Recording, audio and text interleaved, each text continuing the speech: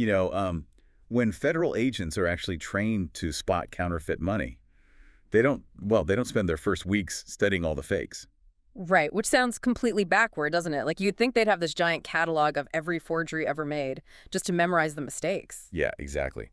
But there are just too many variations. I mean, a new counterfeit pops up every single day. So instead, they spend all their time handling the real currency. Oh, I see. Yeah, they get to know the texture, the watermark, the exact weight and feel of a true $100 bill.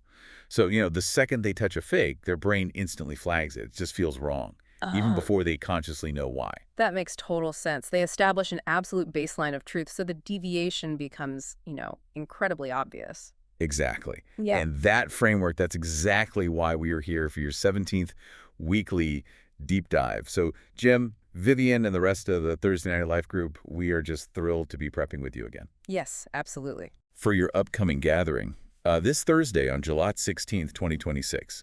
I know you'll be over at the home of Bob and Barbara Johnson this week. And Jim, we really have to commend you on the notes you provided. Oh, they were fantastic. Yeah, the notes from Pastor Hayden's sermon given this past Sunday, July 12th, at the 11 a.m. service at Compass Bible Church Hill Country down in New Braunfels.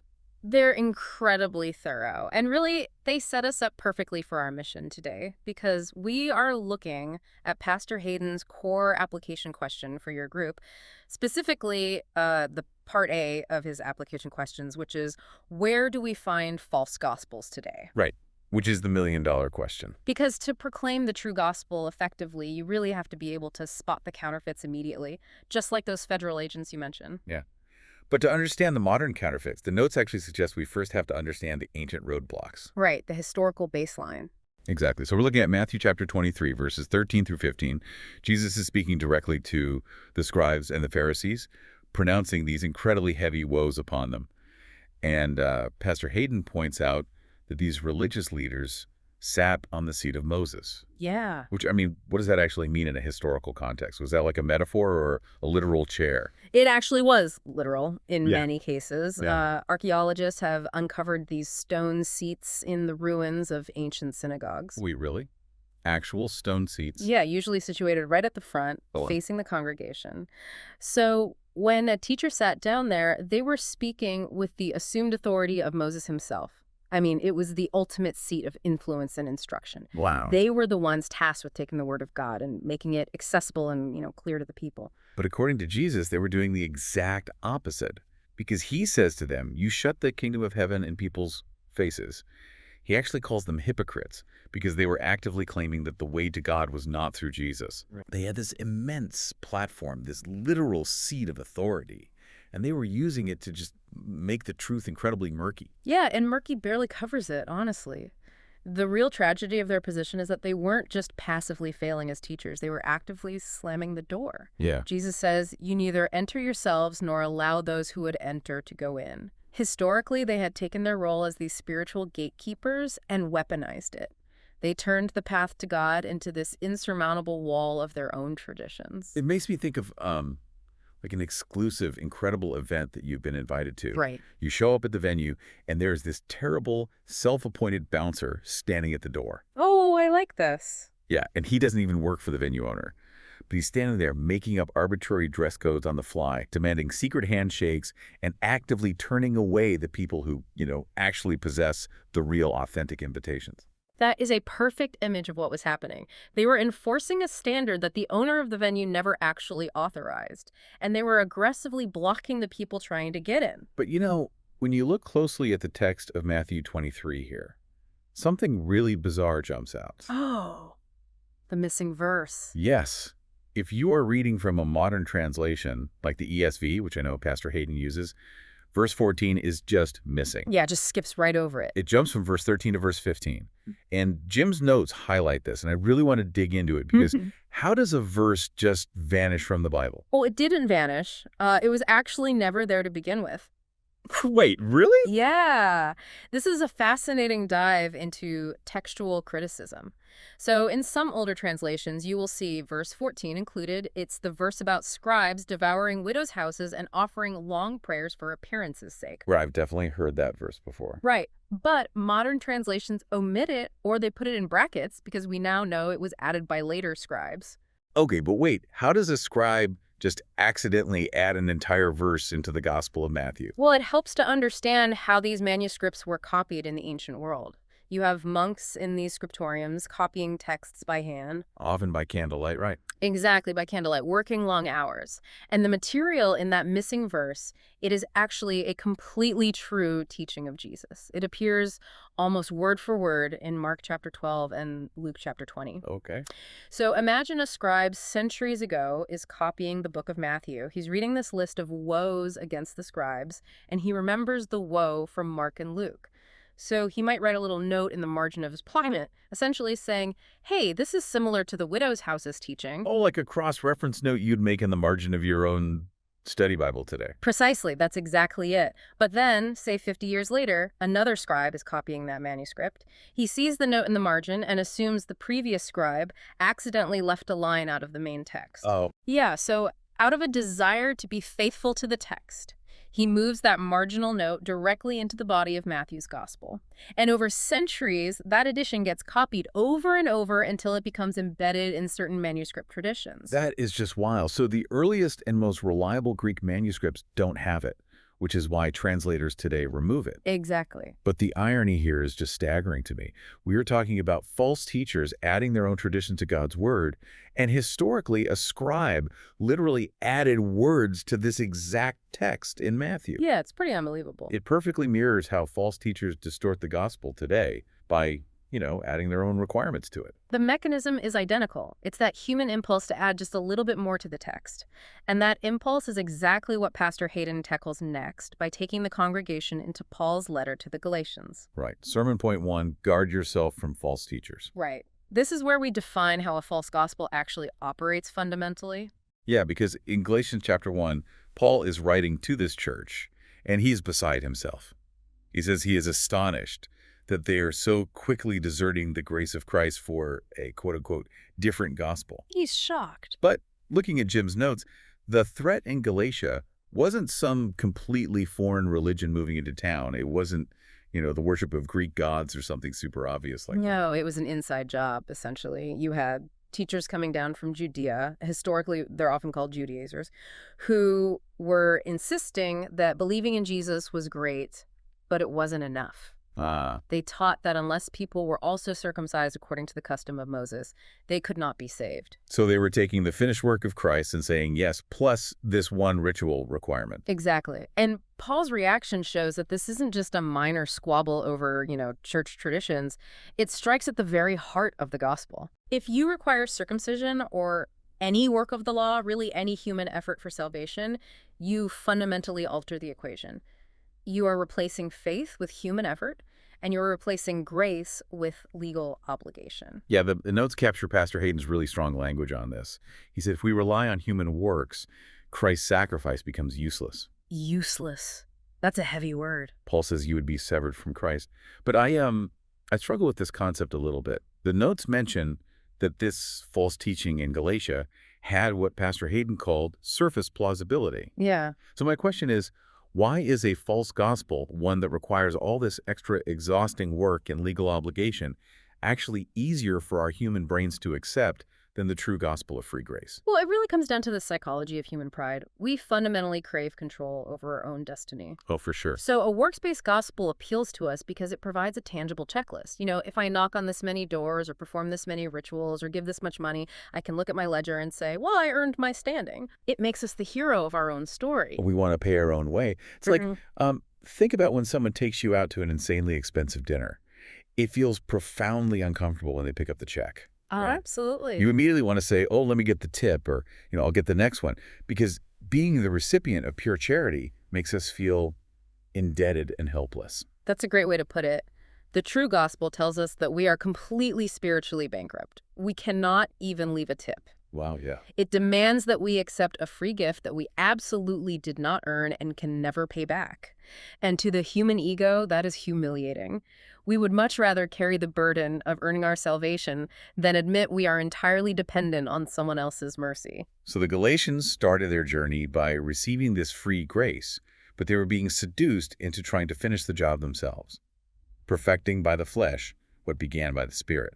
Which brings us directly to the core focus for the Thursday night gathering, applying this Galatians math to our modern world.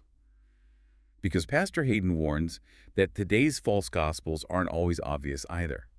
No, they often sound incredibly Christian. They use the exact same vocabulary, but they use a completely different dictionary. Yeah.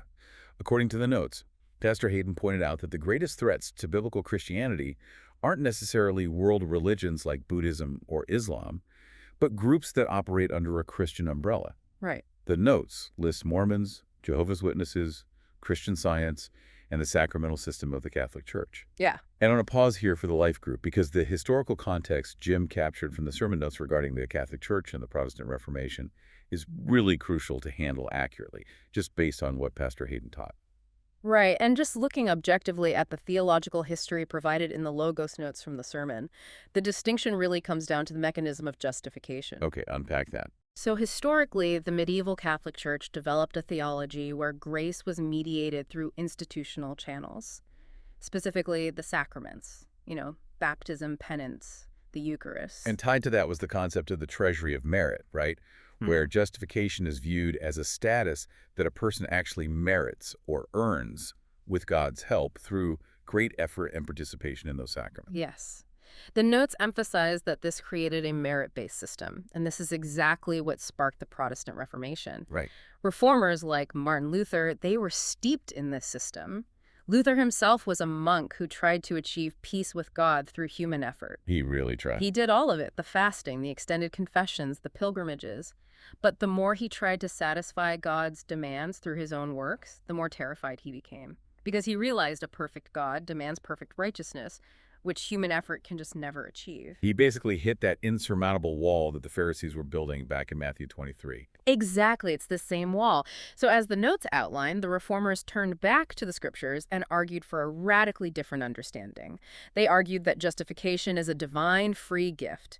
It is grace alone, through faith alone, in Christ alone. Right. Luther discovered that the righteousness God demands is actually a gift God provides through Jesus. And that historical theological divide, it sets up the ultimate test that Pastor Hayden gave for any message you encounter.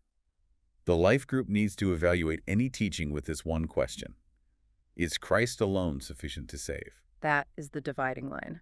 A false gospel operates on what we can call the gospel plus formula. Gospel plus. Yeah, it says, we believe the gospel plus this other special writing. We believe the gospel plus this specific earthly leader. We believe the gospel plus this necessary sacrament. The true gospel has a period at the end, not a plus sign. Exactly, a period. It's like, imagine you are diagnosed with a terminal illness and a renowned doctor offers you a life-saving contract. You look at the front page and the headline in massive bold letters says, "Free cure, paid in full." You'd be overjoyed. You are thrilled, but then you flip to the back page and the fine print mathematically ruins the headline. The fine print says, you must also pay $1 million a month for the rest of your life to keep the cure active. Right. The fine print completely nullifies the promise of the free gift. Yeah. And if a gospel requires your ongoing human effort to maintain your justification, the notes argue it ceases to be grace. But this leads to a massive contradiction in my mind, honestly. How so? Well, if these Gospel Plus systems are so exhausting, if they require endless human effort and striving, why are their followers often the most passionate, dedicated people you will ever meet? Why do they seem so incredibly sincere? That makes sense. It's because of what their system teaches them about the stakes. Look at groups like the Mormons, which the sermon notes explicitly mention. They are renowned for their zeal and their sincerity. Yeah, they are. And it makes perfect sense psychologically. If your theological system teaches that your good works literally save you, that your eternal destiny is tied to your door-knocking quota or your moral performance, you are going to be highly motivated. Because your life depends on the fine print. Of course you're going to take it seriously. Exactly. But Pastor Hayden took the congregation back to Jesus' words in Matthew 23.15, and this is sermon point 2, don't mistake sincerity for truth. He wanted to show the devastating reality of religious zeal when it is divorced from biblical truth. Right. Jesus tells the Pharisees, you travel across sea and land to make a single proselyte, and when he becomes a proselyte, you make him twice as much a child of hell as yourselves. Man, that is a chilling verse. It really is. Because they are demonstrating incredible dedication. Traveling by land and sea is no small feat in the ancient world, so they are deeply sincere. But because the message they are sharing is fundamentally a counterfeit, The outcome is catastrophic for the person they convert. The sermon notes make a vital distinction right here. Sincerity cannot replace truth. Pastor Hayden argued that true is true and false is false, regardless of how nicely it is packaged or how deeply someone believes it. Right. The Apostle Paul echoes this in Romans 10, talking about people who have zeal for God, but not according to knowledge. They are passionately running, but they are running in the exact wrong direction because they are seeking to establish their own righteousness. But wait, I struggle with this application, especially for the life group living in our modern culture. Okay, why is that? Well, today, being authentic and, getting along, those are elevated as the highest possible virtues. Oh, for sure. So if someone is deeply sincere in their faith and they are genuinely a kind, wonderful neighbor, isn't it incredibly arrogant or even harsh for us to push back on them just because their theology is slightly different? Yeah, that is the exact tension every Christian feels today. But the response from Pastor Hayden's notes uses a very sharp analogy. Sincerity in drinking poison still leads to poisoning. Right, it doesn't matter how genuinely you believe the glass contains water. The reality of the poison doesn't change based on your feelings. Pastor Hayden makes the case that if the gospel is truly a matter of eternal life and death, then getting it right eternally is infinitely more loving than just getting along temporally. Right, because if I don't tell my neighbor they're holding a counterfeit $100 bill, they're still going to get rejected at the bank, no matter how much I wanted to preserve the peace in our relationship. Exactly. The notes state clearly the gospel of sincerity is a false gospel. We are called to test every message by the scriptures, not by how nice the messenger is. And that brings us to Pastor Hayden's really sharp observation about the modern delivery system for these counterfeits. Yeah, this is where it gets really real for the life group. Because false gospels aren't just a couple of guys in dress shirts knocking on your front door on a Saturday morning anymore. No, not at all. The barrier to entry for false teaching has never been lower. Those same Gospel Plus messages are now appearing directly in our social media algorithms. Yeah. I mean, anyone with a ring light and a smartphone can proclaim a distorted gospel, wrap it in Christian vocabulary, and reach millions of screens in a matter of hours. It's everywhere. The counterfeits are coming at us at light speed. Which is why the application for the Thursday night group is so deeply relational. Which brings us to sermon point 3, protect others from false teachers. Pastor Hayden points to the book of Jude, verses 3 and 4, and verse 23. Jim, Vivian, and everyone gathered at the Johnsons' house, your task isn't just to memorize theological fact so you can win arguments in the comments section of a TikTok video. Your task is to protect each other. Exactly. Jude says to contend for the faith that was once for all delivered to the saints. You are guarding the door for your community. Yeah. You are looking out for the people in your life group, your kids, your friends, ensuring that nobody quietly slips into believing a counterfeit because it sounded good on an Instagram reel. You are constantly handling the true currency of the gospel together, so that when an algorithm feeds someone in your group a subtle distortion, the whole group can collectively say, wait, that doesn't feel right. That's a plus sign, not a period. It requires knowing the true gospel of grace so intimately that human effort stands out as the forgery it is. So as you head into Thursday night, we want to leave you with a final thought to mull over. Pastor Hayden asked a phenomenal sub-question in the notes about subtle drift. Oh, that was a great point. Yeah, how does a person drift away from the biblical gospel without immediately realizing it? Because drift is rarely intentional. It's the danger of a 1-degree shift in navigation over a long distance. Right. And if we know that false gospels are increasingly fed to us via these personalized algorithms, here is a question for the life group to discuss. Is it possible that our daily hyper-curated media diets are subtly training our minds to rely on a gospel of self-improvement and human effort every single day? Think about the mechanics of the content we consume. Are we scrolling through endless videos on how to optimize our habits, earn our social status, and perfect our lives by the flesh, very much like the Galatians? Wow, yeah. Are those algorithms slowly, methodically eroding our reliance on grace without us even noticing? Are we becoming so accustomed to the texture of a cultural gospel of self-reliance that the humbling, free gift of Christ's grace starts to feel unfamiliar to us? That is the exact subtle drift Pastor Hayden is warning about. The only way to spot the fake is to constantly, relentlessly handle the real thing. Spend your time in the true text. Yeah. Jim, Vivian have a fantastic time leading the life group this Thursday night over at Bob and Barbara's.